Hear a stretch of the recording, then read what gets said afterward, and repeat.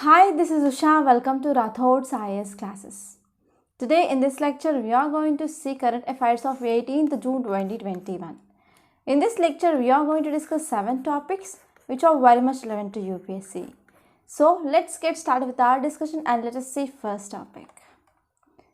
Title says birth death registrations up in 2019.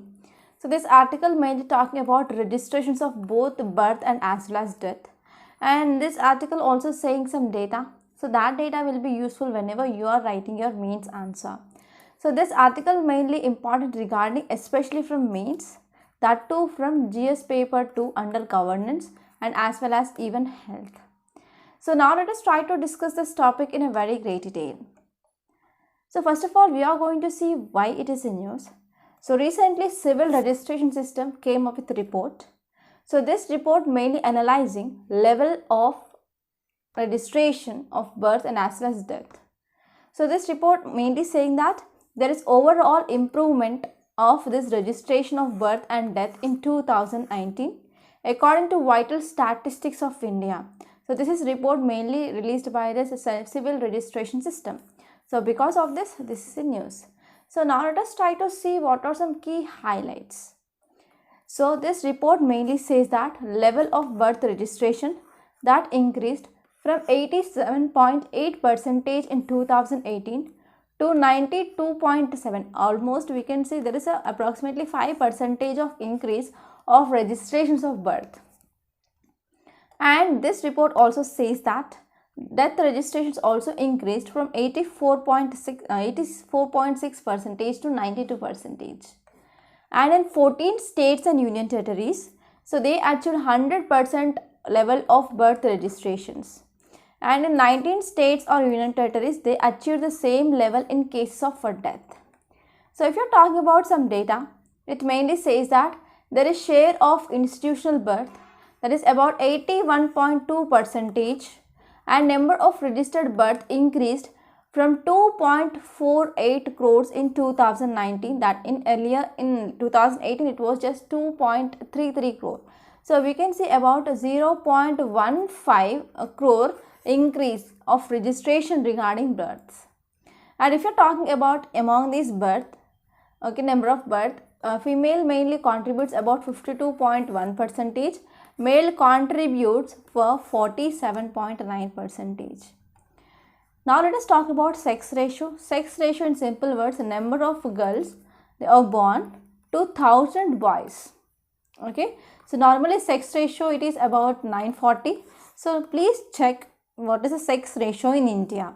And you have to check sex ratio for Muslims separately. And you have to see sex ratio in your state. So let me know in comment box what is sex ratio in India, sex ratio in Muslim community, and as well as sex ratio in your especially state. So in your state. Okay. So let me know this in comment box. Don't forget about this because this sex ratio types of questions are most frequent in your interviews. So if you're talking about a sex ratio, so highest sex ratio reported by Arunachal Pradesh, it is by 1024 and Nagaland by 1001 and Andaman and Nicobar by 965. And lowest sex ratio recorded in Gujarat, that is 901, in Assam to 903, in MP 905 and Jammu and Kashmir 909.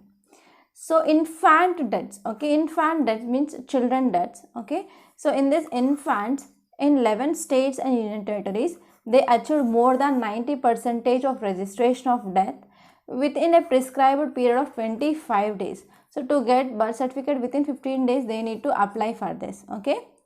And if you're talking about registration of this deaths of infants, Mizoram and Tripura, they reported 100% registration, not only for deaths, even for births. There is 100% registration that is seen in Mizoram and as well as Tripura. So in Meghalaya, they came up with 100% of registration of birth and registration of death, it is about 97.6%. In Assam, 100% registration in case of birth and 74% of registration in case of death. So these are some important highlights which are given in this topic. And now let us see next article. Title says boost facilities for children says guidelines. So why we need to boost facilities for children? because these children, they lost their parents because of this COVID-19. So because of this, government need to provide some support for these children, because today's children are tomorrow's citizens. So to mainly, when we are focusing on development of our country future, we need to focus on children now. So now let us try to talk about this topic, and this is important regarding GS paper 2 under governance. So this article mainly focusing on guidelines on operationalization of COVID care services for children and adolescents. Okay, for children and adolescents, here government came up with guidelines regarding COVID care services. So as we know, children, they are also more susceptible to this COVID-19, right? So because of this, we need to also focus on these children.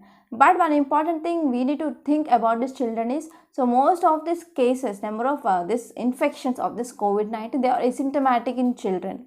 So only children who are suffering from any other comorbidities, that will be leading to fatal to those children. So because of this, we need to also take into account this children related COVID-19 cases also. So because of this, whenever any children who is facing or who is suffering with this coronavirus, so we need to follow these guidelines. So now let us try to see context. So based on the Sero surveillance report, it mainly says that COVID-19 infection children who are above 10 years, they occurs in similar frequency as that of adults. That means, so how adults are susceptible for this COVID-19. So in the same way, children who are above 10 years of age, they are also most susceptible for this COVID-19 infections. So this data mainly released by Health Ministry. So because of this, government came up with these guidelines.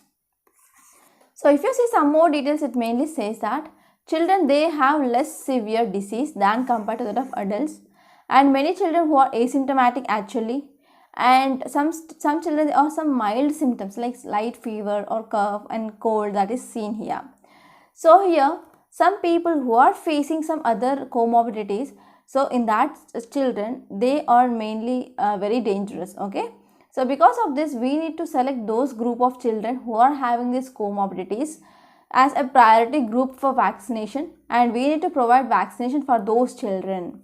So mainly to go for vaccination for these children, we need to do something.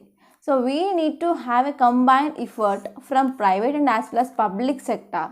So this will be helpful mainly to handle any surge in future after withdrawal of this lockdown. So after withdrawal of this lockdown also, whenever we want to go for reopening of schools and whenever we want to allow our children to play in parks, so we need to ensure that our children get vaccinated. Okay. So after this withdrawal of lockdown, whenever school is reopening and as well as to come out of this third wave strike, so we need to go for priority group. So in this priority group, we should also include children who are having some other diseases, that is comorbidities. So this is just of this topic, and now let us move on to the next topic. Title says Covaxin moves a step closer to WHO not. So why we need this WHO not? Because as of now, only I think 13 countries, they have received this emergency use authorization for this Covaxin, and WHO came up with only some vaccine candidates, they are got approval from this WHO. So whenever these vaccines for this COVID-19, so if they got this WHO not, so that will be very much helpful for entry into other countries. That means, for example, if I am there, so I took vaccine which got approval from WHO, then only I will be allowed to go to other countries. So there are some restriction that is seen in other countries. So because of this, Covaxin approval will be very important for easing of movement restrictions also. So this is some of background, and now let us try to see this topic in a very great detail. So context mainly says that India vaccine against COVID-19, that is Covaxin, to get closer to World Health Organization approval with a pre-submission meeting. So recently in future, that is on June 23rd, we are going to have this meeting. So in this meeting, we are mainly thinking that our Covaxin will be also getting some approval from this WHO. So this is a background. And now let us see some details. So if you see details, it mainly says that WHO document on status of this COVID-19 vaccine, that is emergency use authorization or PEQ evaluation, that will be done. Okay, so latest upgradation that happened, and now upcoming meeting which is scheduled on June 23. So So we are going to expect it, we will be getting approval for this. So if you're talking about some facts, ICMR developed this whole virion inactivated vaccine.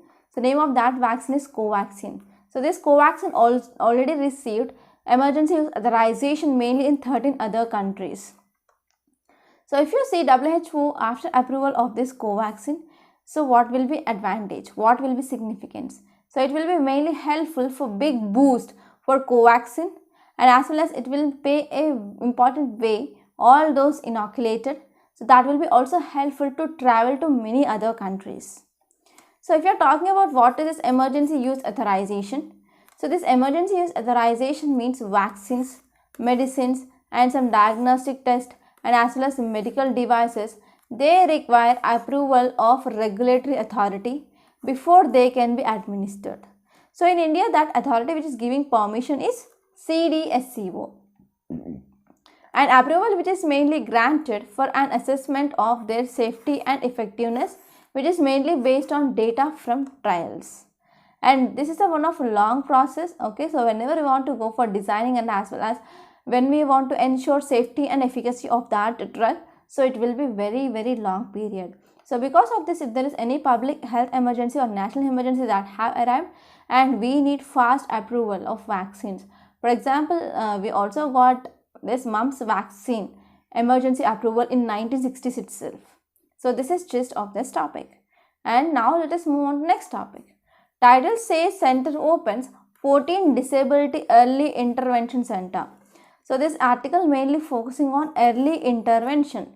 So if you're talking about early intervention, children from 0 to 6 years. So in this time, in this 0 to 6 years only, so it is one important phase of human development, I can say that, because between this 0 to 6 years, maximum brain development that will be happening. So because of this, so between these 0 to 6 years, parents should try their best to make their children intelligent. Okay. So whenever we are talking about this 0 to 6 age, children who are with normal, that means who are healthy, they can grow their brain good. But what happen in case of this disability children, they need some assistance. So because of this, center mainly opens 14 Disability Early Intervention Center that will mainly support infants and as well as young children and as well as parents of their children. So this is some background. So this topic will be important regarding GS paper 2 under health. So now let us try to see this topic in a very great detail. So if you see context, it mainly says that Union Social Justice and Empowerment Ministry launched 14 cross disability early intervention centers. So these are mainly established across the country to provide support to infants and young children who are at risk or with disabilities.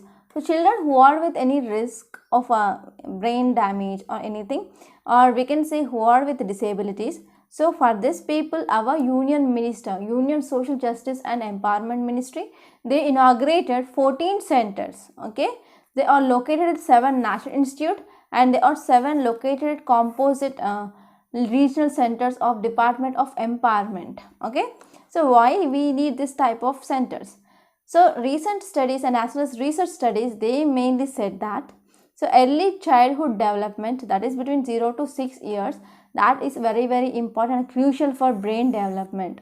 So early intervention that can provide specialized support and as well as services for infants and as well as young children. So this will be very much helpful for people who are at risk and as well as who with disability and as well as development delay. So for their families to help them overall development and as well as well-being and participation in family and as well as community life. So in this way, this will be very helpful. Now let us talk about some important note. So center going for pilot project, that is experimental projects in states like Andhra Pradesh, Maharashtra, Bihar, Tamil Nadu, Odisha, Chhattisgarh, Delhi, Himachal Pradesh, Kerala, MP, Uttarakhand, UP and West Bengal. So in these states, the government came up with some pilot projects. So this is gist of this topic. And now let us see next topic. Title says CII urges 3 lakh crore stimulus. So this article mainly talking about fiscal stimulus. So you have to know some background regarding this fiscal stimulus.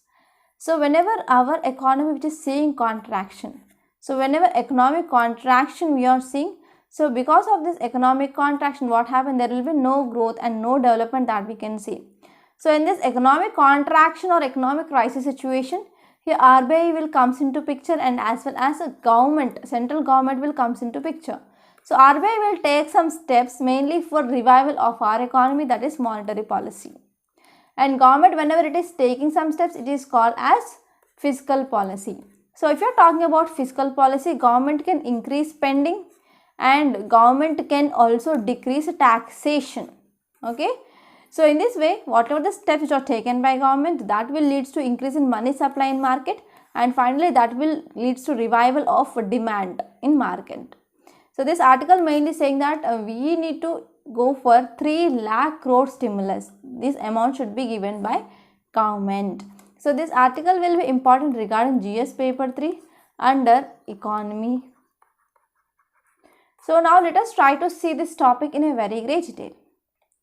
So this article mainly focusing on fiscal stimulus. So if you see context, it mainly says that now because of this COVID-19, especially we are in second wave, right? So because of this, we need some urgent fiscal support to shore up economy. So this is according to one industrial body, that is CII, which mainly stands for Confederation of Indian Industry. So if you are talking about some details which are given in this topic, it mainly says that government has room to provide about rupees 3 lakh crore stimulus and advocated a reduction in fuel taxes and as well as enhancement in cash transfers, mainly for households, and as well as we need to revive our economy or revive our demand in market. So when we can see there will be increase in demand. So one thing you need to remember here is, so whenever I am having handful of money in my hand, then I will go to any saree store and I will buy more sarees. For example, let us take I am having 10,000 rupees. So with this 10,000 rupees, I will go to market and I will buy 10 sarees. But what happened, because of economic crisis, I didn't say any classes. I didn't attend any offline class. So because of what happened, so this 10,000 of income of mine, which is decreased to just 2 or 3,000. So with this 2 or 3,000, I can't go to market and I can't place any order for sarees. So because of this, what happened, there is demand in market which decreases. Earlier, if there is 10,000 in my hands, I will go to market and I will purchase 10 sarees. But now only 2,000 to 3,000 rupees are there. I have to use this money mainly for my maintenance and my food and as well as for house rent, etc. So because of this, there is no money which is left in my hands. I can't go to shop anymore now and I can't get any new saree. So this is one important example you can understand. So whenever there is increase in government spending, what happen? Money supply in market will be increased. So because of this money supply in market is increasing, that will lead to increase in demand of goods and services in market. So if you are talking about reason here why government need to come up with some fiscal stimulus, if you are talking about labor, they are mainly facing many problems. For example, they are facing health issues, they are facing problems like job loss, etc. And as well as how many people they lost their livelihood because of the severe hit of this COVID-19 pandemic. So in this condition, we need to focus on how to improve employment generation. So employment generation is one of important and as well as central focus of policy measure and as well as expansion of central banks. Okay, and we need to accommodate a fiscal push of 1.3% of GDP. And if you are talking about a second wave, so this second wave of coronavirus, which not only impacted urban areas but also hit more rural areas. Because of this, incomes of people that decreased drastically and livelihoods of people they lost, and consumer sentiment also that hit, and there is no demand in market, and household medical expenditures they are increased. Okay, so these are some important impact of this second wave of this coronavirus. And if you are talking about what can be done, that is what is need and what is way forward. So government can come up with this fiscal policy and it can increase its spending. And next one is, instead of some tax reduction, we can go for incentivize some spending, and we need to balance inflation as well as push growth. And if you're talking about inflation, we are seeing large, right? So because of the oil prices and as well as fuel prices that are increasing, that is leading to inflation. And not only this, core inflation is also very high. So we need to fix this price of this oil and as well as fuel. So these are some important things that can be done. So now let us say next article, Title says a place for disruptive technology in India's health sector. So this article mainly talking about disruptive technology in India's health sector. So this will be very important from GS paper 3 under science and technology point of view. So this article mainly focusing that, so in medical sector, that is health sector, so people, they are most vulnerable to this COVID-19. For example, if you are talking about nurses, if you are talking about doctors, if you are talking about attendees and as well as attenders, they are very much highly risk because of this contact, right? So because of this contact, we can see there is increase in transmission of these cases. For example, if you are in touch with the contact of, if you are in touch with a mask, other mask or other people's mask, or and as well as like you can say usables and as well as some instruments which are mainly used, so there is high risk of transmission. So because of this, in this case of communicable diseases, we can use some disruptive technology innovations, etc. So this article mainly talked about some important things, some important examples, and as well as this also talked about way forward. So now let us try to see this topic in a very great detail. So if you are talking about background, it mainly says that COVID-19 health crisis which mainly posed a great health risk for nurses, attenders and as well as attendants. So here they include mask, gloves and as well as protective gear. So in this context, we need to focus on technology and as well as its applications. So if you are talking about global reports, it mainly says that, so using robots to care for COVID-19 affected patients, so we can use this robots to take care of these patients such that it mainly decreases this transmission. And next one is 5G power temperature machines are mainly used by China, mainly to check people temperature who are at entrance of door. And next one is blood oxygen level that can be monitored by using bracelets. So these are some innovations which are made in different countries. And even humanoid robots, they are using to deliver medicines and as well as food for this COVID-19 patients. So now it is a time mainly to think about how new technologies can improve the welfare of societies and also what will be impact on communicable diseases. So if you are talking about here technology, for example, artificial intelligence is there. For example, we are having autonomous system and we are having blockchain system and as well as cloud quantum computing system and as well as data analytic and 5G system. So we can use all these things mainly to create a good infrastructure in hospital. So if you're talking about one by one, so first one is blockchain technology. So if you're talking about this blockchain technology, which mainly helps in addressing interoperability changes and as well as a complete indexed history of all medical data. For example, medical records, health records, they can be stored in a secure network. And next one is big data analytics. So in this big data analytics, we can improve patient based services and as well as we can also use some easy disease detection, early disease detection also.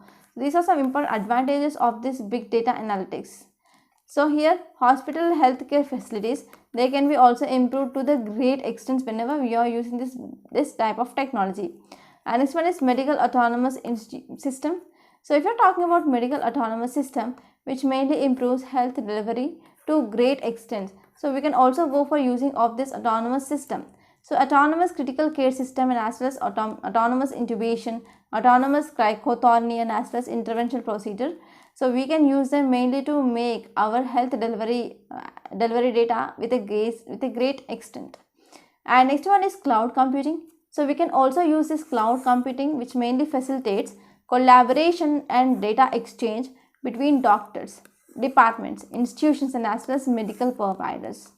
And what can be done in this context?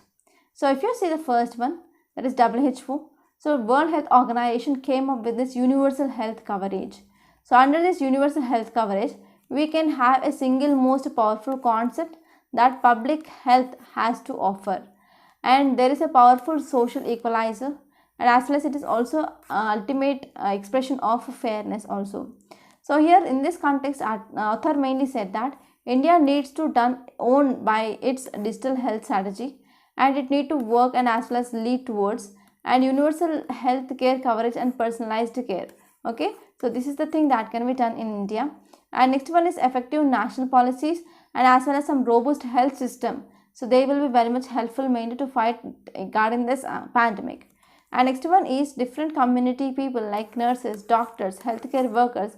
They do not act as a front line. So they need to come and they need to work with all people. So even this community work, which mainly appreciated during this Ebola virus outbreak in Africa, and as well as even in bird flu. So this is a gist of this topic, and I hope it is clear. Now let us see next article. So before saying that, I want to make a small announcement on this platform. If you want to clear UPSC 2022, we came up with one excellent, highly beneficial and as well as highly economical course, that is current affairs package along with mains answer writing practice. So how this course will be beneficial? So one thing you need to remember before going into examination hall, that is you need to know at least 1.5 year current affairs for sure. And this is right time to join this course to cover this 1.5 year current affairs in a comprehensive manner. And why you need to focus on this current affairs? Because in prelims, in mains and even in interview you can get questions from current affairs. To answer those questions you need to master current affairs. And next one is mains answer writing practice. So many students, especially who are beginners or freshers, they ignore this mains answer writing practice. So because of this, even though if they clear prelims with their hard work, they cannot clear mains without proper answer writing skills. In this course, we are mainly focusing on how to improve your answer writing skills. And next one is, we also conduct prelims test on every Sunday, and we also provide a video explanation part. So in this way, this course which is useful and it is mainly designed as per demand of UPSC. So please don't take this course as a choice. Try to join this course as soon as possible. For further details of this course, link which is given in description box. So please visit that once.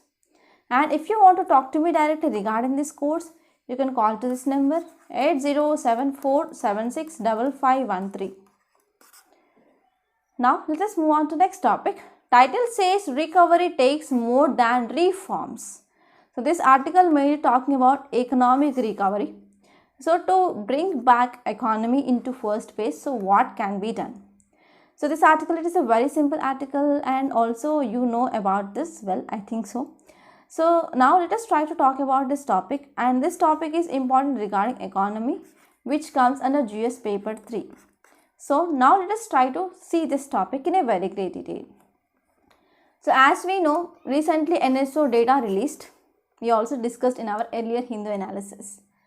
So this mainly says that, so when we are comparing with last year and this year, we are seeing somewhat good and we are showing some positive economic growth.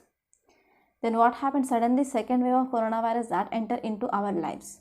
So because of this, there are number of cases which are recorded or very high, or more than 4 lakh per 1 day.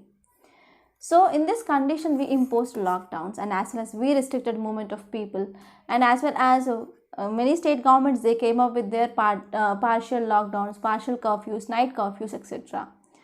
So because of this, what happened again? Economic contraction that is evident. So what is need? So whenever we are facing economic crisis during 1991, we came up with many policy changes. So these policy changes remove restrictions on private sector activity, and finally that brought us some economic growth in India. So because of this coronavirus now, that is second wave of this coronavirus, so there is increase in number of cases that is seen, and we went for lockdown. So because of this lockdown, manufacturing industries, companies, and as well as all thing and everything that got again shut down. So because of this, there is loss of job, no income for people, there is increase in expenditure on health, and as well as there is no livelihood. And as well as further, finally it led to economic contraction. So recently data from Center for Monitoring Indian Economy, which mainly said that unemployment rate which has been highly increased in May. And also we saw there is decrease in demand in market, demand crunch in market. So private sector which is also not responding good for some liberalizing reforms which are came up by government. So in this condition, what is need, what can be done? So first one is government can increase spending, that will comes under fiscal stimulus. So whenever government is increasing its expenditure and it is decreasing tax, that means we can see deficit will be seen. So government need to accept this deficit. And next one is government is also making some debates like we can go for printing of money or not. So whenever we are going for printing of money, money supply will be increased, but it will lead to inflation. So this is the one thing. So because of this, we should focus on food supply but not money supply in market. Okay, so this is just of this topic, and I hope it is clear. So by this we are concluding today. I hope you enjoyed this lecture. Please subscribe to my channel and don't forget to like, share and comment my videos. And don't forget to enroll this current affairs package. Thank you so much.